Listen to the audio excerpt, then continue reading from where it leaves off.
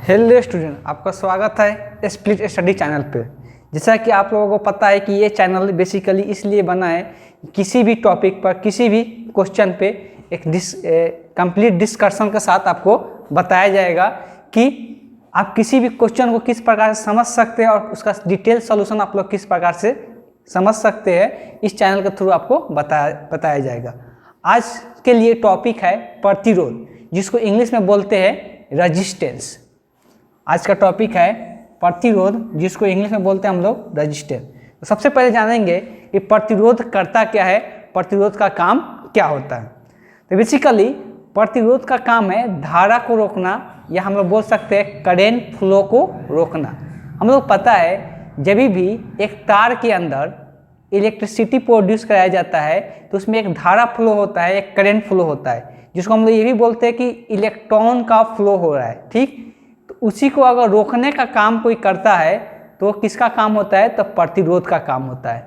तो बेसिकली हम एक डायग्राम बनाकर आपको दिखा रहे हैं कि मान लेते हैं कि ये एक तार है। ठीक, अगर इसमें इलेक्ट्रॉन का फ्लो हो रहा है, अगर इसके अंदर इलेक्ट्रॉन का फ्लो हो रहा है, तो अगर इलेक्ट्रॉन इस दिशा में जा रहा है, इलेक्ट्रॉन फ्लो करके इस दिशा में जा रहा है, तो इस प्रतिरोध का काम, इस रेजिस्टेंस का काम होता है कि इस इलेक्ट्रॉन को मोमेंट को क्या करना, रोकना। अगर कोई पदार्थ, कोई सब्सटेंस ज़्यादा मात्रा में इलेक्ट्रॉन को फ्लो को रोकता है, इलेक्ट्रॉन की गति को रोकता है, तो उसका बोला जाता है उसका प्रतिरोध क्या है, ज़्यादा है। और कोई सब्सटेंस अगर कम मात्रा में किसी प्रतिरोध को रोकता है तो उसको बोला जाता है कि इसका प्रतिरोध क्या है, कम है। तो प्रतिरोध का सिंपल काम होता है, रेजिस्टेंस का सिंपल ये काम होता है कि किसी भी धारा को क्या करना, रोक देना, किसी भी धारा फ्लो को क्या कर देना, ब्रेक कर देना। मतलब पूरी तरह से नहीं रोकना। अगर कोई पूरी तरह से रोक देता है, पूरी तरह से बंद कर देता है प्रतिरोध का धारा को, तो हम धारा को अगर पूरी तरह से रोक देता है तो उसको हम लोग बोलेंगे उसका प्रतिरोध क्या है, बहुत ज़्यादा है। उसका रेजिस्टेंस क्या है, उस पदार्थ का, उस सब्सटेंस का रेजिस्टेंस बहुत ज़्यादा है। तो सिंपल अगर प्रतिरोध का हम लोग डिफिनीशन देखेंगे तो प्रतिरोध का डिफिनीशन बताया जाता है कि वैसे पदार्थ, प्रतिरोध का डिफिनीशन ये बताया जाता है कि किसी भी पदार्थ का वह गुण जो उससे होकर जाने वाले धारा के बहाव का क्या करता है, विरोध करता है। कि प्रतिरोध का ये गुण होता है कि इससे जो धारा जा रहा है, किसी भी तार या किसी भी हम लोग बोल सकते हैं चालक से या किसी कंडक्टर से, अगर कोई इलेक्ट्रॉन का फ्लो हो रहा है, कोई धारा का फ्लो हो रहा है, तो उसको रोक देना ही, उसका रोकना ही काम होता है किसका, प्रतिरोध का। अगर इंग्लिश में इसका डिफिनीशन देखेंगे तो इंग्लिश में लिखा हुआ है the property of a substance, एक ऐसा सब्सटेंस, एक ऐसा पदार्थ जो क्या करता है, अपोज करता है किसको, फ्लो ऑफ करंट को। अगर उसमें करंट बह रहा है तो उसको क्या करता है, फ्लो ऑफ करंट को अपोज करता है, रोकने का काम करता है, तो उसी को हम लोग क्या कहते हैं, प्रतिरोध कहते हैं। सिंपल अगर हम लोग आम भाषा में कहेंगे तो हम सिंपल देखते हैं कि हम लोग घरों में तार लगा रहता है, तार के अंदर जिस तार के यूज करके हम लोग क्या करते हैं, लाइट जलाते हैं, फैन चलाते हैं, उस तार के अंदर ही किसका फ्लो होता है, तो बेसिकली उस तार के अंदर इलेक्ट्रॉन का फ्लो होता है। किसका फ्लो होता है, तो इलेक्ट्रॉन का फ्लो होता है। उस तार के अंदर इलेक्ट्रॉन एक दिशा में क्या होता है, बहते रहता है, फ्लो करते रहता है, गति करते रहता है। लेकिन हम लोगों को पता है कि हर एक तार का प्रतिरोध अलग अलग होता है, हर एक तार का रेजिस्टेंस क्या होता है, अलग अलग होता है, जो इस इलेक्ट्रॉन के फ्लो को क्या करता है, रोकने का भी काम करता है। ठीक, इस इलेक्ट्रॉन के फ्लो को क्या करता है, रोकने का भी काम करता है, इस इलेक्ट्रॉन के गति को रोकने का काम करता है। कोई अगर सोचता है कि तार में हम लोग सिर्फ धातु का ही या मेटल का ही क्यों प्रयोग करते हैं, अधातु का प्रयोग क्यों नहीं करते हैं, मतलब नॉन मेटल का प्रयोग हम लोग क्यों नहीं करते, जैसे लकड़ी हो गया, लकड़ी से क्यों नहीं करंट फ्लो होता है, तो इसका बेसिकली यही रीजन रहता है कि उसमें इलेक्ट्रॉन के फ्लो को रोकने का शक्ति क्या होता है, बहुत ज़्यादा होता है। उसमें इलेक्ट्रॉन के फ्लो को रोकने का शक्ति क्या होता है, बहुत ज़्यादा होता है, जिसके कारण से लकड़ी में या कोई ईंट में उसमें से धारा प्रवाहित नहीं हो पाता है, इसलिए कि उसमें इलेक्ट्रॉन के फ्लो को रोकने का। अब इसके पीछे रीजन क्या होता है कि आखिरकार उसमें कैसे ज़्यादा पावर होता है कि इलेक्ट्रॉन के फ्लो को रोक दे। तो बेसिकली हम लोग पढ़ते क्या है, एक 9th क्लास में चैप्टर पढ़ा जाता है कि जो अधातु होता है, अधातु होता है, जो नॉन मेटल होता है, वो हमेशा चाहता है इलेक्ट्रॉन को एक्सेप्ट करना, इलेक्ट्रॉन को अपने ओर खींचना। जो अधातु होता है, जो नॉन मेटल होता है, जिससे धारा प्रवाहित नहीं होता है, जिससे करंट प्रवाहित नहीं होता है, इसका रीजन क्या रहता है? तो सबसे पहला रीजन होता है कि वो इलेक्ट्रॉन को क्या करता है? अपने ओर खींचना चाहता है। लेकिन जो धातु होता है, जो मेटल होता है, वो इलेक्ट्रॉन को अपने ओर कभी भी खींचना नहीं चाहता, वो इलेक्ट्रॉन क्या चाहता है? देना चाहता है। तो ये भी एक रीजन होता है कि जो धातु होता है, जो मेटल होता है, उसमें क्या होता है? इलेक्ट्रॉन लॉस करने की प्रोबेबिलिटी होता है, इलेक्ट्रॉन देने की प्रोबेबिलिटी होता है, इसीलिए वो इलेक्ट्रॉन के फ्लो को रोकता नहीं है, वो इलेक्ट्रॉन के फ्लो को गति कराने में मदद करता है। लेकिन जो अधातु होता है, जो नॉन मेटल होता है, ठीक, वो क्या है? उसको इलेक्ट्रॉन चाहिए। अब इलेक्ट्रॉन फ्लो करके आ रहा था तो उसको आगे नहीं भेज के क्या करता है? मान लो कि ऐसे इलेक्ट्रॉन एक तार के अंदर फ्लो करके आ रहा है, लेकिन अब ये जो हम लोग यूज कर रहे हैं मटेरियल, ये मटेरियल किसका है? ये मटेरियल है किसका? अगर अधातु है, नॉन मेटल है, तो ये इलेक्ट्रॉन को अपने ओर क्या कर लेगा? आकर्षित कर देगा, आगे जाने ही नहीं देगा। तो इलेक्ट्रॉन अपने में खींच कर क्या कर लेगा? इसको रख लेगा, जिसके कारण हम लोग को देखने को मिलता है कि जितना भी अधातु होता है, जितना भी नॉन मेटल पदार्थ होता है, जितना भी नॉन मेटल सब्सटेंस होता है, उससे के अंदर से इलेक्ट्रॉन का फ्लो नहीं हो पाता है, जिसके कारण हम लोग देखते हैं कोई भी अधातु, जैसे लकड़ी हो गया, प्लास्टिक हो गया, ये सबसे इलेक्ट्रॉन का फ्लो नहीं होता है, इस सबसे करंट फ्लो नहीं होता है, इस सबसे धारा प्रवाहित नहीं होता है। तो यही रीजन है बेसिकली, जिसके कारण बोला जाता है इसका प्रतिरोध, इसका रोकने का क्षमता, इसका रेजिस्टेंस, इसका रोकने का क्षमता क्या है? बहुत ज़्यादा होता है। किसका? अधातु का, जिसके कारण क्या होता है कि उसमें धारा प्रवाहित नहीं हो पाता है। अब तो ये रह गया कि किस पदार्थ से धारा प्रवाहित होगा, किस पदार्थ से धारा प्रवाहित नहीं होगा, ये तो हम लोग को पता चल गया। इसका डिफिनेशन में पता चल गया कि प्रतिरोध का काम होता है क्या? धारा को रोक देना। अब लेकिन कोई पदार्थ कितना उसमें क्षमता है रोकने का, उसका क्षमता किस किस बातों पर निर्भर करता है, इसके बारे में हम लोग देखने वाले हैं। कि वो उसका क्षमता जो है, मतलब इलेक्ट्रॉन के फ्लो को, जो इलेक्ट्रॉन फ्लो कर रहा है एक धातु के अंदर, एक मेटल के अंदर, इसके रोकने का क्षमता किस पर? प्रतिरोध का, हर एक का प्रतिरोध अलग अलग होता है, तो उसके रोकने का क्षमता किस किस बातों पर निर्भर करता है, किस किस चीज़ों पर डिपेंड करता है, उसको हम लोग यहाँ पे देखने वाले हैं। तो आगे चलते हैं हम लोग। तो आगे है कि क्या किन किन बातों पर ये डिपेंड करता है।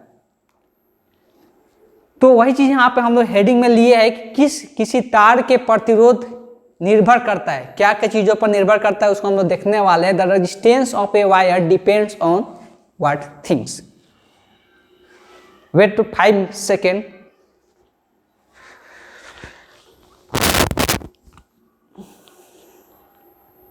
तो हम लोग यहाँ से ये चीज़ को देखने वाले हैं, कोई तार का जो प्रतिरोध होता है वो किन किन बातों पे निर्भर करता है।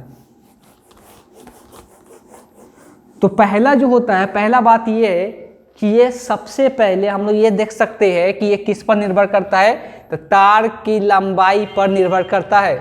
जो प्रतिरोध होता है वो तार की लंबाई पर निर्भर करता है कि उस तार की लंबाई कितना है। जैसा depends on the length of the wire, तो वायर का लेंथ कितना है उस पर डिपेंड करेगा कि उसका प्रतिरोध कितना होगा। अब ये किस प्रकार से डिपेंड करेगा उसको हम लोग देखने वाले हैं। अब ये बताया जाता है, देखो सबसे पहले सिंबल थोड़ा समझ लेते हैं। जो प्रतिरोध होता है उसको हम लोग कैपिटल आर से दिखाते हैं। आर इसलिए दिखाते हैं कि इंग्लिश में इसको क्या बोलते हैं? रेजिस्टेंस बोलते हैं, तो इसको हम लोग कैपिटल आर से दिखाते हैं। अब इसके लंबाई के ऊपर कैसे डिपेंड करते हैं तो उस पर हम लोग चर्चा करेंगे। तो बताया जाता है कि जो प्रतिरोध होता है, जो रेजिस्टेंस होता है, वो क्या होता है? अब ये डिपेंड करता है कि लंबाई पर। बताया ये जाता है कि ये लंबाई का क्या होता है? समानुपाती होता है, प्रोपोर्शनल होता है। कहने का मतलब ये है कि अगर किसी तार की लंबाई बढ़ाएंगे तो उसका प्रतिरोध क्या होगा? बढ़ेगा। अगर किसी तार की लंबाई को इंक्रीज करेंगे, बढ़ाएंगे, तो उसका प्रतिरोध क्या होगा? बढ़ेगा। जैसे कि अगर मान लेते हैं कि एक तार है, ये तार की लंबाई मान लेते हैं 20 सेंटीमीटर है, तो इसका प्रतिरोध कंपेयर टू अगर तार की लंबाई बढ़ा देंगे और इसका भी क्या है 20 सेंटीमीटर, ये 40 सेंटीमीटर है, तो प्रतिरोध किसका ज़्यादा होगा? तो सेकेंड वाला का ज़्यादा होगा, फर्स्ट वाला का क्या होगा? कम होगा। क्यों? तो इसलिए कि इसका लंबाई क्या कर दिए? बढ़ा दिए। तो पहला जो प्रतिरोध होता है वो डिपेंड करता है लेंथ पे, तार के लंबाई पे, कि अगर तार की लंबाई बढ़ाते हैं तो प्रतिरोध बढ़ता है, तो हम लोग लिखते हैं कि आर क्या है, समानुपाती है, प्रोपोर्शनल है किसके, एल के। तो सबसे पहला पॉइंट ये है कि प्रतिरोध जो डिपेंड करता है लंबाई पे, और लंबाई के क्या होता है, वो समानुपाती होता है, प्रोपोर्शनल होता है, मतलब लंबाई बढ़ाएंगे तो प्रतिरोध भी क्या होगा, बढ़ेगा। इसका सिंपल मतलब ये है कि तार की लंबाई जितना ज़्यादा होगा, तार के जितना लंबाई ज़्यादा होगा उसका क्या होगा, प्रतिरोध उतना ही ज़्यादा होगा, मतलब करंट को रोकने का क्षमता उसमें उतना ही ज़्यादा होगा। तो ये पहला पॉइंट आ गया। दूसरा पॉइंट देखते हैं। तो दूसरा पॉइंट आता है कि किस पर डिपेंड करता है ये, तो तार की मोटाई पर निर्भर करता है। दूसरा क्या किस पर निर्भर करता है, तो तार की मोटाई पर निर्भर करता है कि तार की मोटाई कितना है। अगर तार की मोटाई ज़्यादा होगा तो प्रतिरोध में कमी आएगा, या ज़्यादा होगा या कम होगा, उसके बारे में समझना है, ठीक। तो बेसिकली होता क्या है, तार की मोटाई का मतलब ये है कि अगर ये तार है, तार का आकृति अगर देखोगे, बनावट अगर देखेंगे तो कैसा होता है, बेलन के आकार का होता है, सिलेंडर के आकार का होता है। तार की जो लंबाई होता है, बनावट होता है, कैसा होता है, बेलन के आकार का होता है, सिलेंडर का आकार का होता है। तो अगर इसका मोटाई का बात करते हैं तो इसका गोलाकार पार्ट का बात हो रहा है, ठीक, कि अगर मोटाई इसका बढ़ाएंगे या घटाएंगे तो प्रतिरोध पर किस प्रकार से प्रभाव करेगा, या उसके रेजिस्टेंस पर किस प्रकार से प्रभाव पड़ेगा, इसको हम लोग देखने वाले हैं। तो वही चीज़ लिखा हुआ है, depends on the thickness of the wire, मतलब उसके मोटाई पर डिपेंड करेगा कि उसका मोटाई अगर बढ़ाते हैं तो क्या होगा, या घटाते हैं तो क्या होगा। तो बेसिकली बताया जाता है कि जो तार होता है, ये सामने से ये दिखता है कटा हुआ पार्ट। मान लो कि अगर ये तार है तो तार का ये जो सामने वाला पार्ट होता है, तो इस ये एरिया होता है, ये कैसा एरिया होता है, तो एक वृत्ताकार होता है, सर्कल होता है। इस एरिया को हम लोग बोलते हैं क्रॉस सेक्शनल एरिया। इस एरिया को हम लोग बोलते हैं क्रॉस सेक्शनल एरिया। इस एरिया को बोलते हैं हम लोग cross sectional area, cross sectional area, जिसको हिंदी में बोलते हैं अनुप्रस्थ काट का क्षेत्रफल। इसको हिंदी में बोलते हैं अनुप्रस्थ काट का क्षेत्रफल। इस अगर एरिया को ए से दिखाते हैं तो देखो, तार के अगर मोटाई बढ़ाते हैं तो ये एरिया भी क्या होगा, बढ़ेगा, इसलिए कि ये सामने अगर इस तार का मोटाई बढ़ाएंगे तो सामने का एरिया क्या होगा, दिखेगा, जो मोटा होगा, ठीक। तो एरिया अगर तार की लंबाई बढ़ाते हैं तो एरिया भी क्या होगा, बढ़ेगा। तो एरिया इंक्रीज कराने से, अब देखो एरिया से क्या होता है, तो अगर तार की मोटाई बढ़ाते हैं, मतलब एरिया बढ़ाते हैं, तो क्रॉस सेक्शनल एरिया को अगर बढ़ाएंगे, अगर क्रॉस सेक्शनल एरिया को बढ़ाएंगे तो दूसरा पॉइंट निकल के आता है, जो आर होता है वो व्युत्क्रमानुपाती होता है, मतलब इन्वर्सली प्रोपोर्शनल होता है किसके, एरिया के। जो तार होता है, तार का जो प्रतिरोध होता है, रेजिस्टेंस होता है, वो इन्वर्सली प्रोपोर्शनल होता है। मतलब कहने का मतलब ये है कि अगर एरिया को बढ़ाएंगे, मतलब तार की मोटाई बढ़ाएंगे, तो जो रेजिस्टेंस होगा, उस रेजिस्टेंस का मान क्या होगा, कम होगा, उस रेजिस्टेंस का मान क्या होगा, कम होगा। तो ये दूसरा हम लोग को डिपेंडेंट निकल के आ रहा है कि जो प्रतिरोध होता है, जो रेजिस्टेंस होता है, वो डिपेंड करता है किसके, क्रॉस सेक्शनल एरिया पे, तार के अनुप्रस्थ काट के क्षेत्रफल पे, ठीक।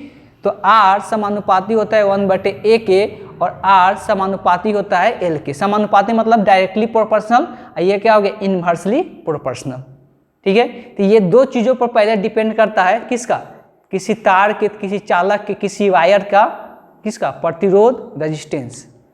आगे देखेंगे किन बातों पे निर्भर करता है। तो तीसरा पॉइंट है, ये जो डिपेंड करता है किस पे, चालक के पदार्थ पर निर्भर करेगा, किस पे, या इंग्लिश में हम लोग बात करेंगे depends on the material of the conductor. जो कंडक्टर यूज करे, जो तार जिस पदार्थ का ही बना हो, देखो तार जो होता है अलग अलग पदार्थ का बना रहता है, एल्युमिनियम का बना रहता है, कॉपर का बना रहता है, ठीक। तो अलग अलग पदार्थ का रहेगा तो उसका प्रतिरोध, उसका रेजिस्टेंस भी क्या होगा, अलग अलग होगा। तो पदार्थ पे डिपेंड करता है कि हम लोग किस पदार्थ का प्रयोग कर रहे हैं तार को बनाने में। तो वही जो भी हम लोग चालक यूज करें, जो भी पदार्थ यूज करें, उसको जो भी सब्सटेंस यूज करे, वो डिपेंड करेगा कि वो किस पदार्थ का बना हुआ, किस एलिमेंट का बना हुआ है, उस पर डिपेंड करता है प्रतिरोध। इसलिए कि हर एक एलिमेंट का, हर एक पदार्थ का, जैसे एल्युमिनियम हो गया, कॉपर हो गया, दोनों का रेजिस्टेंस में क्या होता है, अंतर होता है।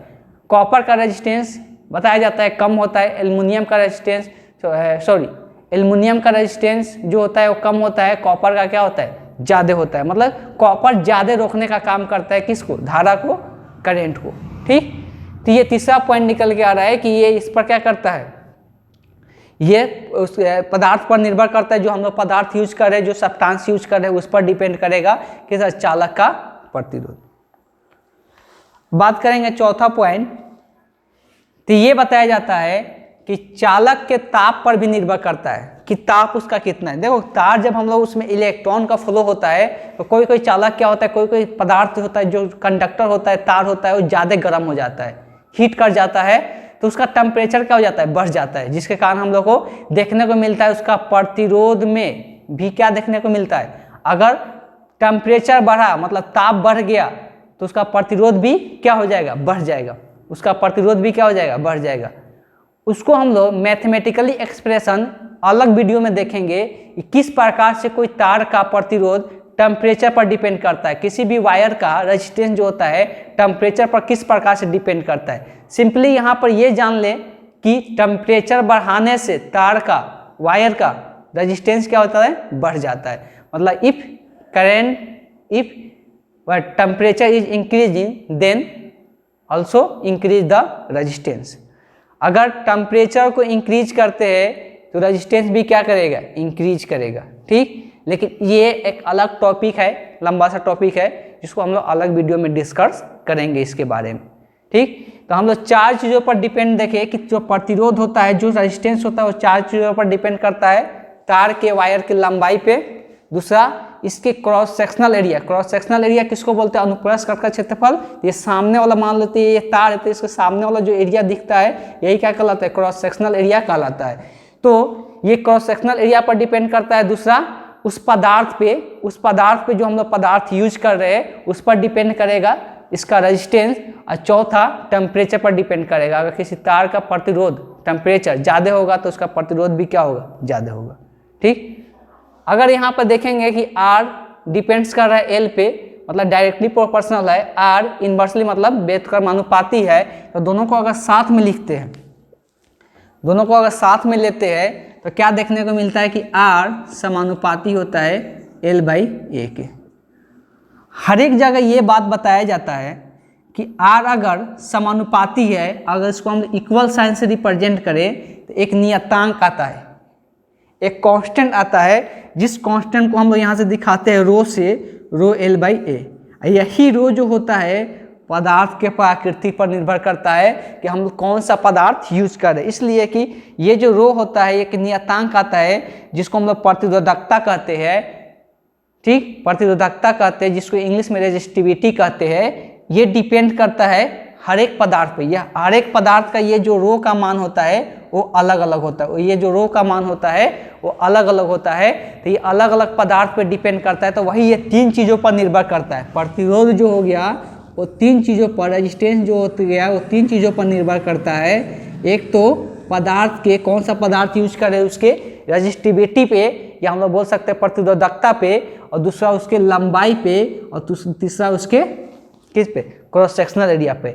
लेकिन यहाँ पर टेम्परेचर का बात नहीं हो रहा है, इसलिए टेम्परेचर को हम लोग अभी यहाँ पे इग्नोर करके चल रहे हैं। टेम्परेचर हम लोग सबके लिए क्या मान रहे हैं कि टेम्परेचर कांस्टेंट है, टेम्परेचर में कोई परिवर्तन नहीं हो रहा है। टेम्परेचर का जो डिस्कशन होगा वो अलग वीडियो में हम लोग करेंगे। तो ये प्रतिरोध जो होता है, रेजिस्टेंस जो होता है, तीन चीज़ों पर डिपेंड करता है, लंबाई पे, एरिया कौन सा, क्रॉस सेक्शनल एरिया जो मोटाई पर डिपेंड करता है, उसके थिकनेस पर डिपेंड करता है। जो ये एक रेजिस्टिविटी है जिसको प्रतिरोधकता कहते हैं हिंदी में, तो ये इस पर भी डिपेंड करता है। ये तीन बातों पर प्रतिरोध डिपेंड करता है। अब देख लेते हैं कि अक्सर एग्जाम में पूछा जाता है, दो चीज़ों का यहाँ से SI मात्रक पूछा जाता है। एक तो जो SI मात्रक पूछा जाता है प्रतिरोधकता का पूछा जाता है जिसको रेजिस्टिविटी बोलते हैं, और दूसरा प्रतिरोध जिसको रेजिस्टेंस बोलते हैं। तो दोनों का SI यूनिट क्या होता है इसके बारे में हम लोग जान लेते हैं। तो रो जो होता है यहाँ पर लिख भी दिया गया है कि रो क्या होता है, पदार्थ के प्रतिरोधकता कहलाता है, या हम लोग बोल सकते हैं मटेरियल ऑफ रेजिस्टिविटी मतलब जिसमें जो मटेरियल है उसका रेजिस्टिविटी क्या है। तो हर एक मटेरियल का, हर एक पदार्थ का क्या होता है, अलग अलग प्रतिरोधकता देखने को मिलता है, जिसको हम लोग इसका सिंबॉलिक रिप्रेजेंटेशन दिखाते हैं रो। इसको लिखने का तरीका है, अगर हिंदी में लिखते तो रो लिखते हैं, इसको रो बोला जाता है, जो पदार्थ के प्रतिरोधकता कहलाता है। तो फिर से कंफ्यूज नहीं होना है प्रतिरोध और प्रतिरोधकता। ये जो R होता है, R को बोलते हैं प्रतिरोध, और ये जो रो आता है, जो कांस्टेंट आता है, इसी को बोलते हैं प्रतिरोधकता, जो पदार्थ के मटेरियल पर डिपेंड करता है कि वो किस पदार्थ का बना हुआ है, किस एलिमेंट का बना हुआ है। अगर एसआई मात्रा का बात करेंगे, एसआई यूनिट का बात करेंगे, एसआई यूनिट हम लोग को देखने को मिलता है कि जो प्रतिरोध होता है, तो प्रतिरोध का जो एसआई मात्रक होता है, जो रेजिस्टेंस होता है, तो रेजिस्टेंस का जो एसआई मात्रक होता है वो होता है ओम, जिसका सिंबॉलिक रिप्रेजेंटेशन आप लोग देख सकते हैं किस प्रकार से दिखाया जाता है। तो सिंबॉलिक रिप्रेजेंटेशन होता है ओम, इस तरह से इसको लिखा जाता है। जो प्रतिरोधकता होता है, रजिस्टिविटी होता है, तो रजिस्टिविटी का जो मात्रक होता है, एसआई मात्रक होता है, उसको बोलते हैं ओम मीटर। और ये इसको ओम मीटर का रिप्रेजेंटेशन हो गया, ये ओम हो गया, ये मीटर हो गया। तो इसका जो एसआई मात्रक होता है, एसआई यूनिट होता है, ओम मीटर होता है किसका, रजिस्टिविटी का, प्रतिरोधकता का। और जो रेजिस्टेंस होता है उसका क्या होता है, ओम होता है। तो इस वीडियो में बस हमको इतना ही डिस्कशन करना था। नेक्स्ट वीडियो में हम लोग इसके बारे में जानेंगे कुछ कि कोई भी प्रतिरोध को दो क्रम में जोड़ा जाता है, श्रेणी क्रम और समांतर क्रम, सीरीज एंड पैरेलल।